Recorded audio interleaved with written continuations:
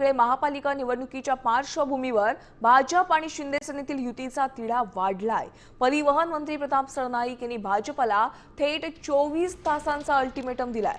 ठरलेल्या वेळेत युतीबाबत स्पष्ट निर्णय न झाल्यास आम्ही स्वतंत्र निर्णय घेऊ असा इशारा त्यांनी दिलाय।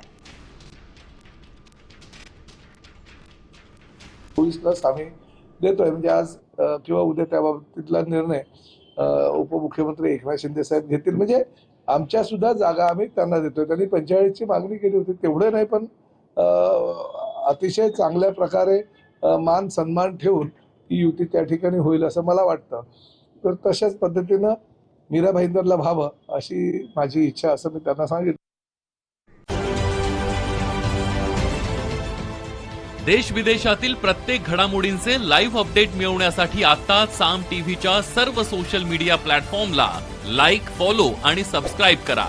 तसंच सर्व नोटिफिकेशनसाठी बेल आयकॉन प्रेस करायला विसरू नका।